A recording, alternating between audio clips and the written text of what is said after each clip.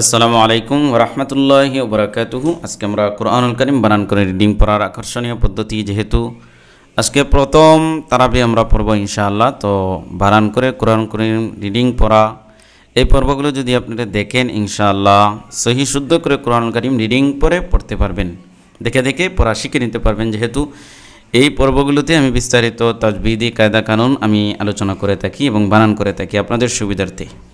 এই জন্য এই ভিডিওগুলো ভালোভাবে শেষ পর্যন্ত দেখবেন ইনশাআল্লাহ, আশা করছি। চলুন আমরা শুরু করে দিই। আউযু বিল্লাহি মিনাশ শাইতানির রাজীম। বিসমিল্লাহির রহমানির রহিম।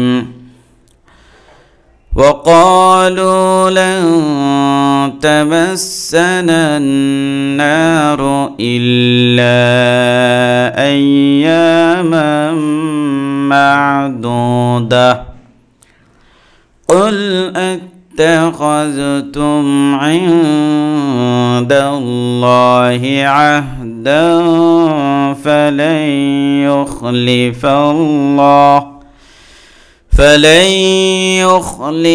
الله عهده أم تقولون على الله ما لا تعلمون।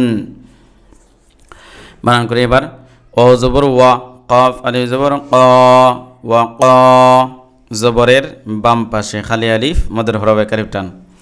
ওয়া ক লাম ওয়াও পেশ লু, পেশের বাম পাশে জজম ওয়ালা ওয়াও মদের হরফে কালিফ টান। ওয়া ক্বালু লাম নুন জবর লং, দেখেন নুন সাকিনের পরে তা আসছে, তাহলে ফরক করে। তো এখানে একফা গুণ্য হয়েছে, নুন সাকিনের নুনের উচ্চারণটা নাকের ভিতরে নিয়ে উনিষ্কারের মতো করে একারে গুণ্য করতে হবে। লং, তা জবর তা, মিম সিন জবর মাস, তামাস, সিন জবর সা, তামাসা। নুন, এই নুনকে ধরবে, যেহেতু এই যে আলিফ, এই যে লাম, এগুলোর উপরে নিচে কোনো হরকত নাই, জজম নাই, সাকিন নাই, জের জবর কিছুই নাই, অতএব এগুলো আর উচ্চারিত হবে না। তো নুন ডাইরেক্ট এই তাসদিদওয়ালা নুনকে ধরবে। নুন জবর নান, নুনে মিমে তাসদিদ গুণা করা ওয়াজিব, এখানে একারে গুণা করতে হবে। নান, নুন আলিফ জবর না, জবরের বাম পাশে খালি আলিফ মুদের হরফ কালিফ টান। না র পেশ রু, নারু। لن تمسنا النار, হামজা লাম জের ইল, লাম আলিফ জবর লা, তিন আলিফ লম্বা, এই যে ডেউ চিহ্ন। ইল্লা, হামজা ইয়া জবর আই, ইয়া আলিফ জবর ইয়া, জবরের বাম পাশে খালি আলিফ মদের হরফ কালিফ টান। আইয়া, মিম দুই জবর মাম, দেখেন নুনে মিমে তাসদিদ গুণা করা ওয়াজিব। এখানে এই নুনে যেহেতু গুণা করেছে কালিফ, এই মিমেও একালি গুণা করতে হবে, কারণ হলো নুন এবং মিম এই দুইটা অক্ষরের মধ্যে যদি তাসদিদ থাকে তাহলে একালি গুণা করতে হয়। মাম, মিম আইন জবর মা, দাল ও পেশ দু, পেশের বাম পাশে জজম ওয়ালা মদের হরফ। মাদু, দাল জবর দা, তা দুই জবর তান, কিন্তু আমরা এই গুল তার উপর অক্ফ করবো। এই দেখেন এই যে ত রয়েছে ছোট্ট, এটা ওয়াকফের চিহ্ন, আমরা এখানে থামব। তো এই গুল তাটা হা হয়ে যাবে, হা, এবং জজমে পরিণত হবে। মাদু দাহ, দাল হা জবর দাহ, এরকম। وقالوا لن تمسنا النار إلا أياما معدودة, قاف لم পেশ قل, হামজা তা জবর আত, তা জবর তা, আত্তা। খা দাল জবর খাদ, তামিম পেশ তুম, আত্তাখাযতুম। আইন নুন জের ইং, নুন সাকিনের পরে দাল আসছে ইখফা হবে। আইং দাল লাম জবর দাল, আইং দাল লাম করা জবর ল। যেহেতু আল্লাহ শব্দের লাম করা জবর লা, এটা তার পূর্বের হরকত যদি জবর অথবা পেশ হয় তখন এটা ল হয়, পুর হয়। আর যদি জিয়ার হইতো তাহলে লা হতো, বারিক হতো। ঠিক আছে, হাদেরহি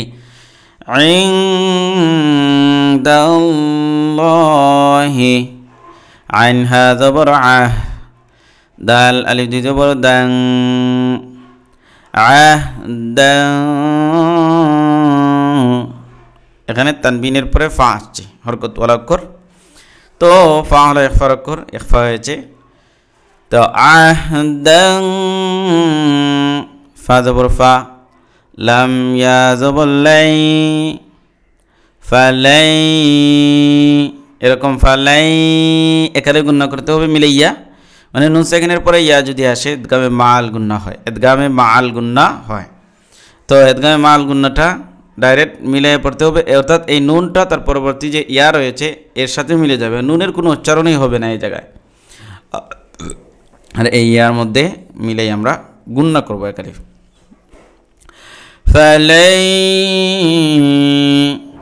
ইয়া খাপেশ ইউখ, লাম জল্লি ইউখলি, ফালাম জবর ফাল, ইউখলি ফাল, লাম খরা জবর ল, হাপেশু লহু। যে মানে তার পূর্বে যেহেতু জবর রয়েছে এই জন্য আল্লাহ শব্দের লাম খরা জবর লা, এটা পুর হবে। ইউখলিফাল্লাহু, আইন হা জবর আহ, দাল জবর দা, আহ দা, হাউলটা পেশ হু, তিনালি লম্বা।